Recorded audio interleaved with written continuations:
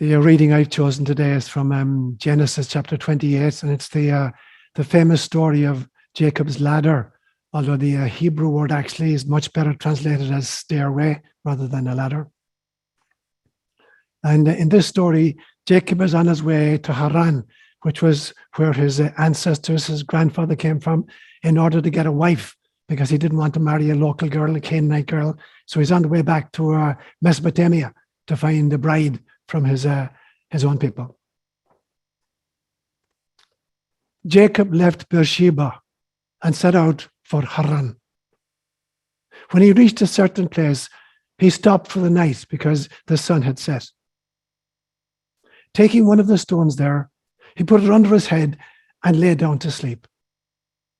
He had a dream in which he saw a stairway resting on the earth with its top reaching to heaven. And the angels of God were ascending and descending on it. There above it stood the Lord, and he said, I am the Lord, the God of your father Abraham and the God of Isaac. I will give you and your descendants the land on which you are lying. Your descendants will be like the dust of the earth, and you will spread out to the west and to the east, to the north and to the south.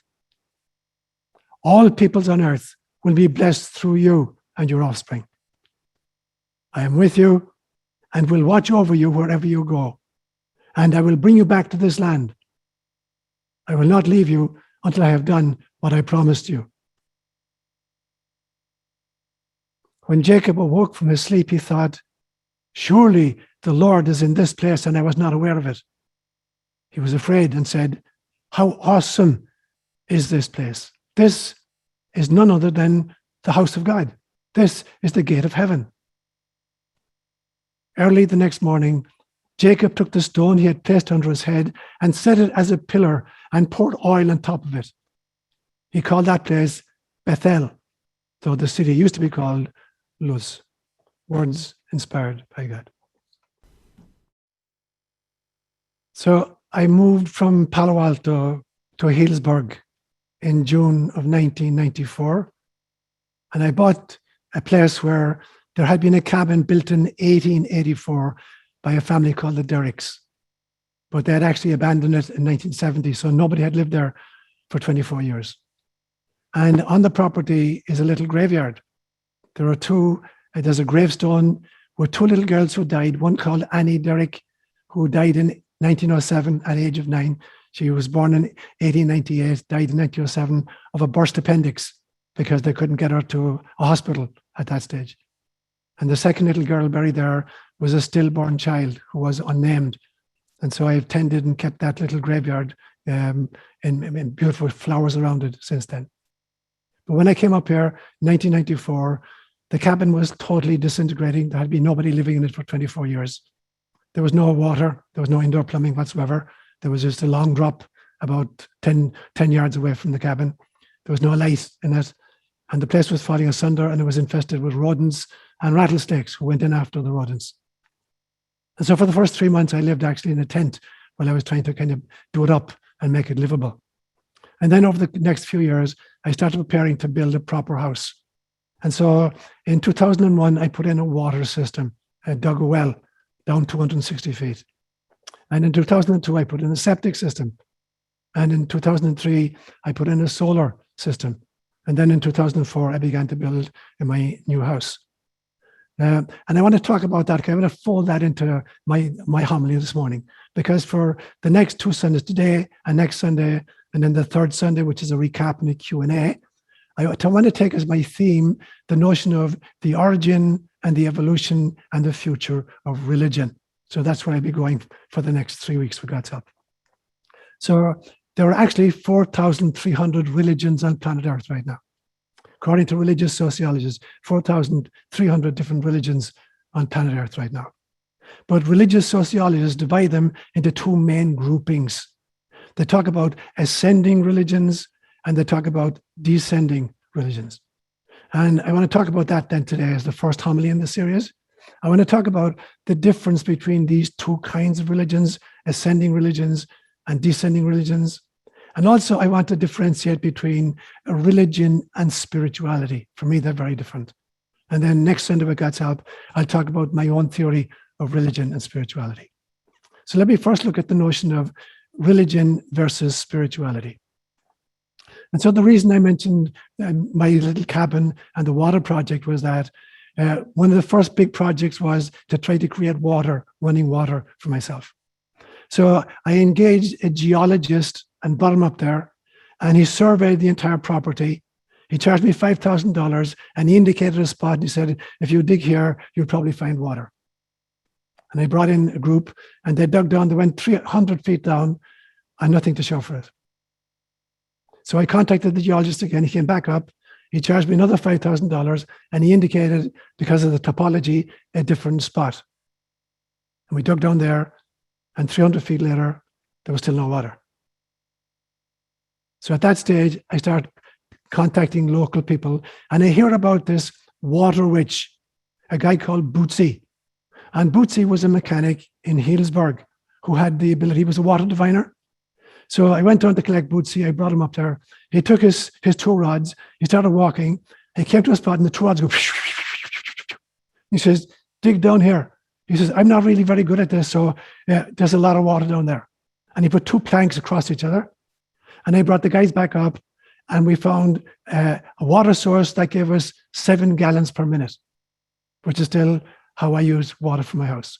So we pumped it from there. We put two 5,000-gallon tanks on the toppest part of the property, and then it's pumped up there, and it feeds into my home. And many of you have been up there and actually worked. I see Kaji there this morning. Kaji and I worked together on this kind of stuff.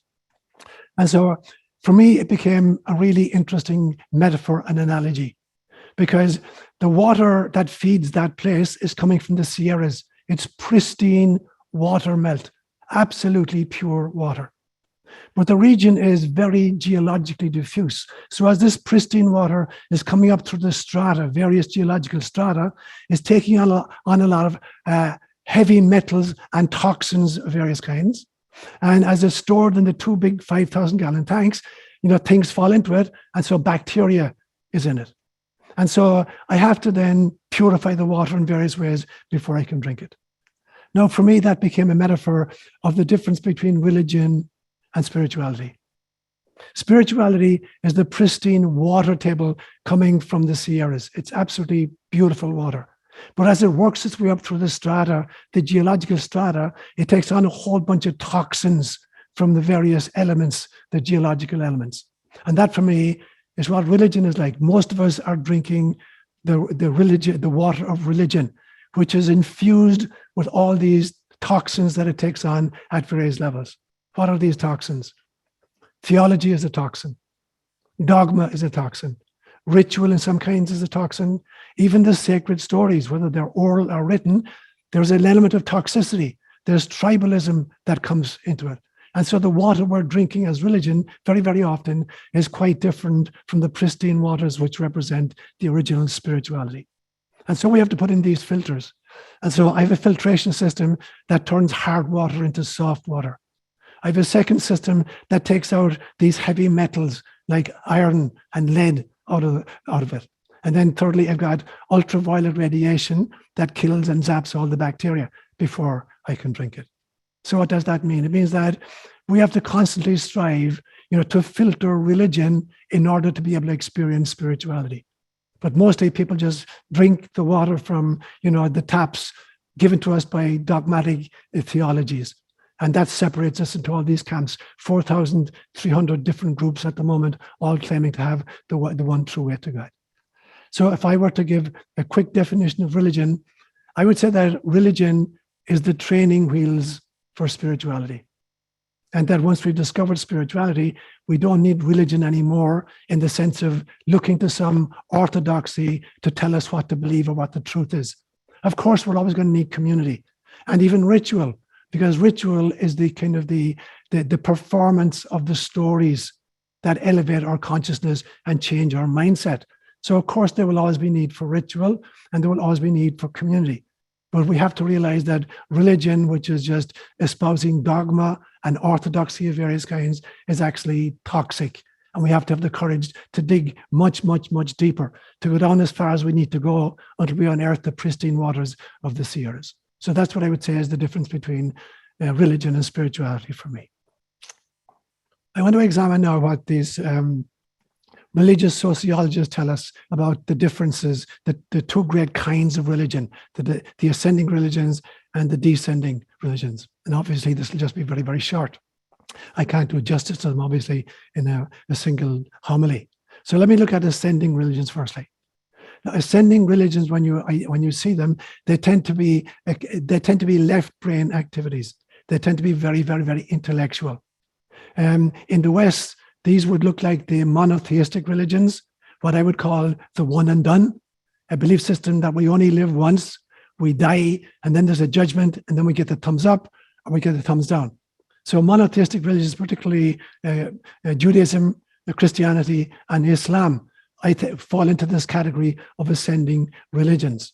And so in this system, God is utterly ineffable. The emphasis is on the transcendence of God, the ineffability of God, and on scriptural traditions and a hierarchical format that we're told what the truth is by people who are pointing us towards the heavens.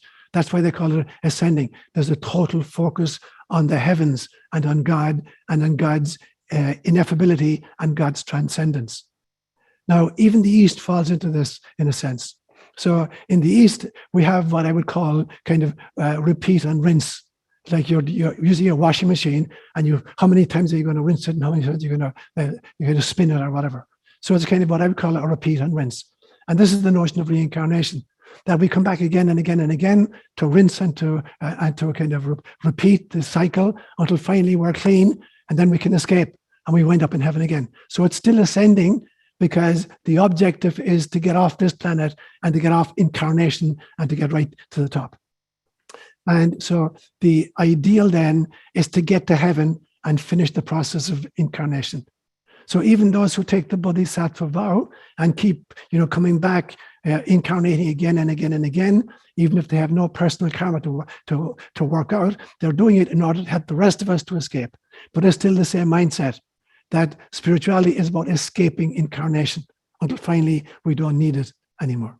And so in some senses then, you could say that the ascending religions, the entire ideal and objective is to escape incarnation and to focus totally on the ineffability and the transcendence of the divine. So that's what it looks like very, very, very briefly. Descending religions have a very different tack. It's a downward kind of religion. And this tends to be much more kind of right brain religion. In this kind of religion, God is immanent, not transcendent, but immanent. God is found in nature. And there's the doctrine of what's called Pantheism, that God, insofar as she exists, is simply the sum total of all of nature. So if you take all of the elements of nature and put them together, basically that's God. That's called Pantheism. And in this model then, heaven is just a distraction from the here and now. You're here, you're now, this is the only reality you can experience, and therefore you have to kind of grasp that and live this and embrace this. And it's a religion then very, very much based on nature and incarnation and being here now. So in general, all religions allegedly fall into one of these two categories. Now, I actually have a belief system that there are some religions that escape this model, that are not just ascending, are not just descending.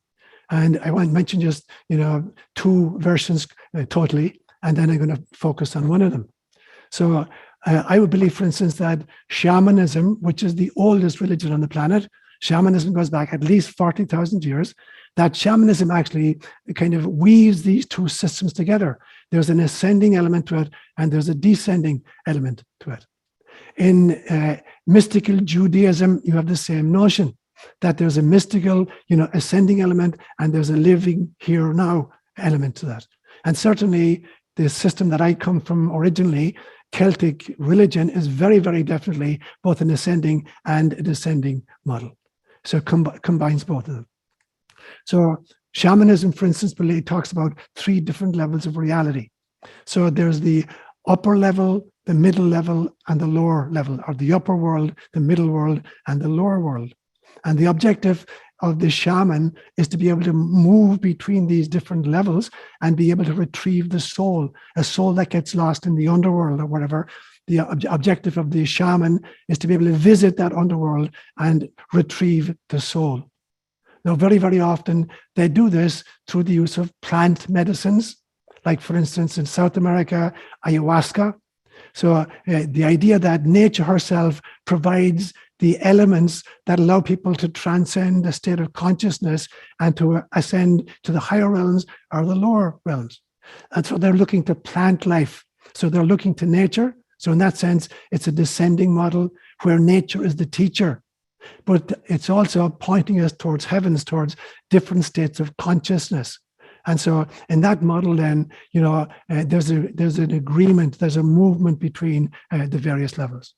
Now, it's interesting to me that in esoteric Jewish thinking, there are 3 eras of prophecy when you look at the Hebrew scriptures.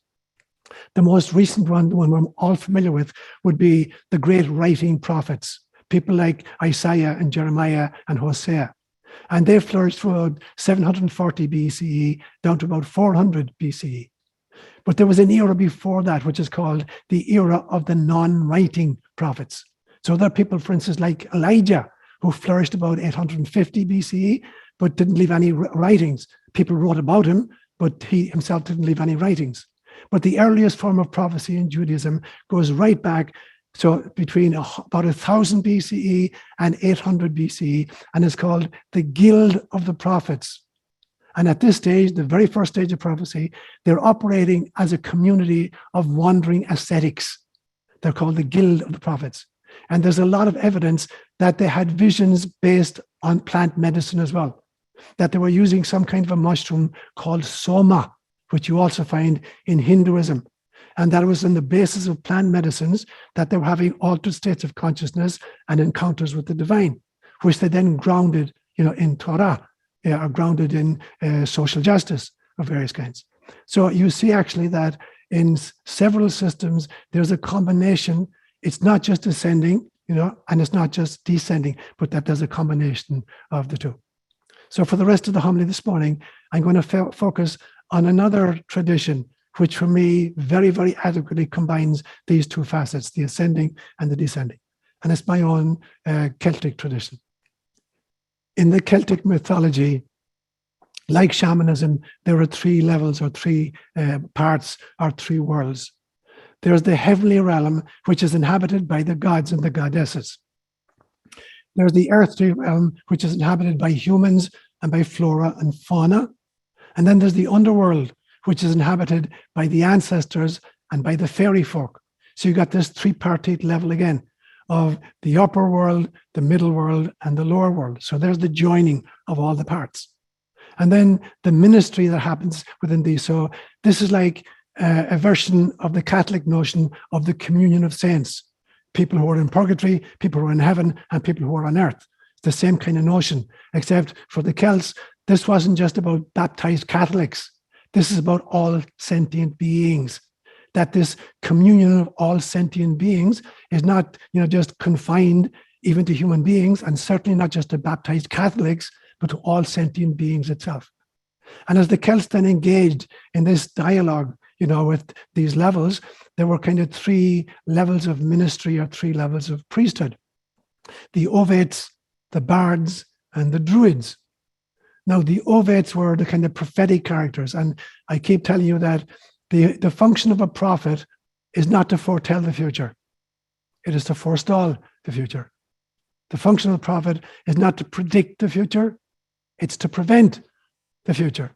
Because ultimately, the idea of the prophet is to call people back into the covenant with God. And everybody has a covenant with God. Not just individual cultures, but every human being has a covenant with God before we incarnate. And so the job of the Ovate was to be a prophet that constantly is calling the culture and the individuals within the culture back into alignment with nature.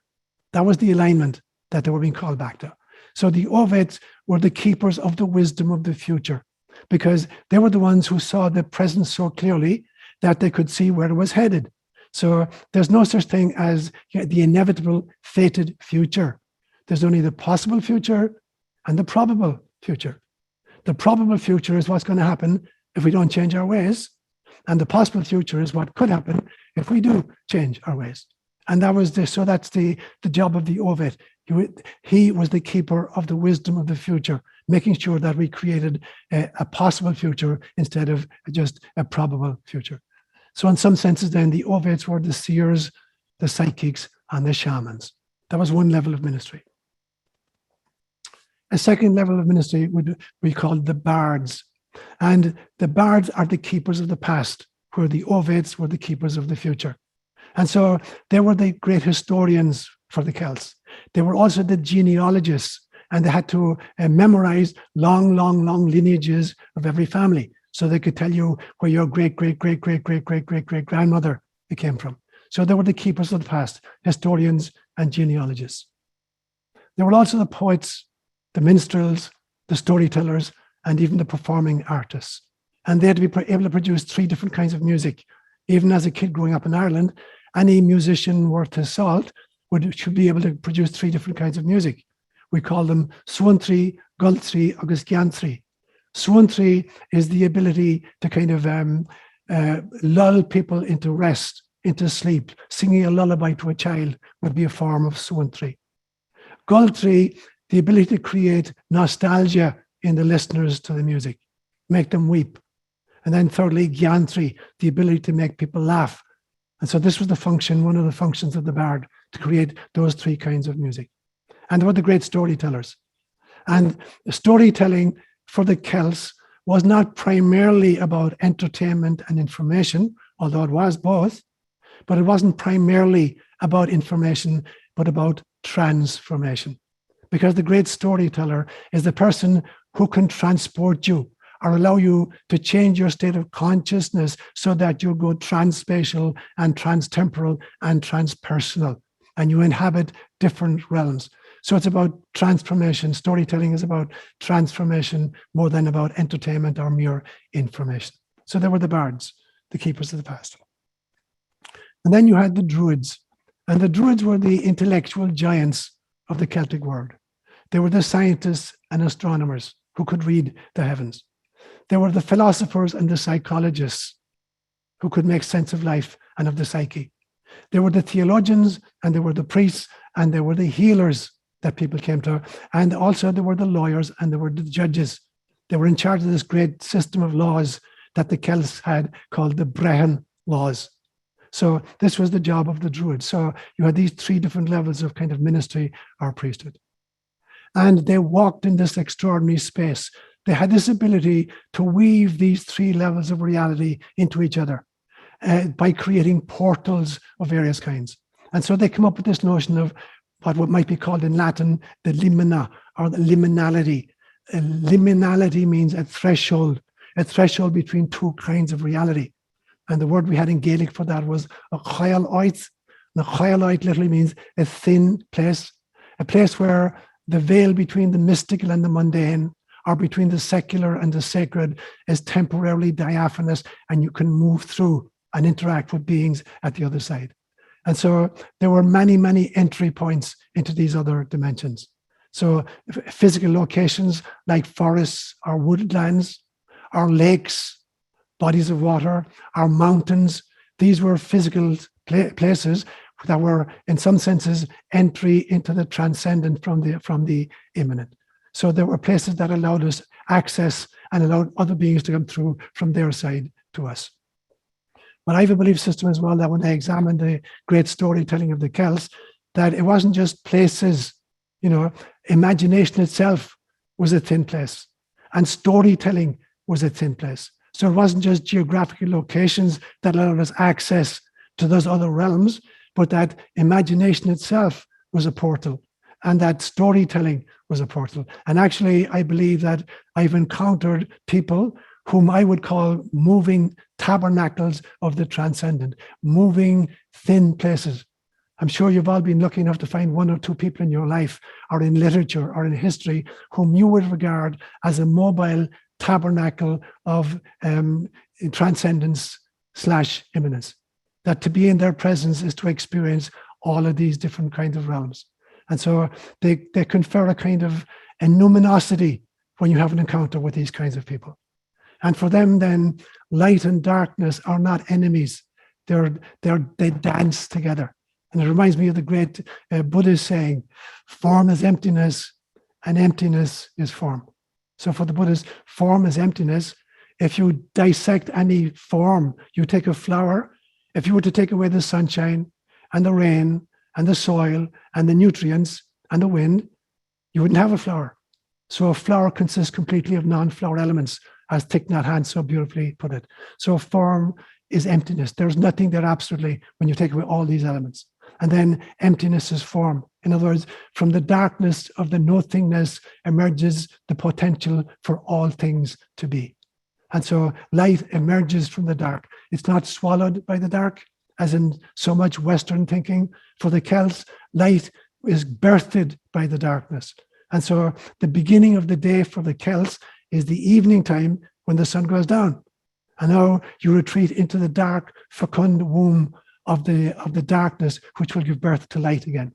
And that's true of a single day, and it's true of the seasons. That the Samhain, which is the 1st of November, the beginning of the dark period, is a place of gestation so that spring can be born 6 months later. So light would be birthed by the darkness. So in that sense, emptiness is form. The Celts were saying the very same thing. And so for the Celts then, the very day itself and the very year itself are organized in such a way that it becomes a dance between these two elements. And finally, I would say that of all the sacraments, and sacraments basically are kind of ritualized enactments of the stages of the development of a human being in the course of an incarnation, or in the development of a culture in the course of its own lifespan. So the single most important sacrament for the Celts was nature, the sacrament of nature itself. So where, in the Hebrew scriptures, in Genesis chapter 1, verse 26, God gives human beings radah over nature. And radah has 3 different meanings in Hebrew. It can mean the ability to kind of, to subdue. It can be to use it as a resource, or it can mean to be stewards of something. So when God gives us radah, we can say, okay, we're allowed to subdue nature because God taught us. Or this is just a resource that we can kind of, take as we want. Or we're stewards of this. And unfortunately, Western society has opted for the first interpretation. Nature is simply a resource that is to be subdued by human beings. The Celts did not make that mistake. For the Celts, nature was the single most important sacrament. And therefore, humans and nature are engaged in this divinely choreographed dance. And I believe then that the goddesses in Celtic lore are the archetypes of nature, and the gods in Celtic lore are the archetypes of the culture. And so the gods and the goddesses are lovers together. In other words, nature and nurture, or nature and culture, dance together. They're passionate lovers, not bitter rivals. So I want to end then by just taking this beautiful image again from Genesis chapter 28 that I read today, Jacob's ladder or Jacob's stairway. And I think for me, that's an image at many, many different levels. And in actual fact, I'm going to unpack that very same story of Jacob's ladder in a future homily in 2 or 3 weeks' time, with God's help. Because for me, it represents literally the double helix, that this ladder represents the double helix, which contains all the information to create any life form on planet Earth. And so Jacob's ladder for me represents where the spirit and the spacesuit dance in the ecstasy of reunion with Source. Jacob's ladder for me represents where immanence meets transcendence, and where heaven and earth reunite. Namaste.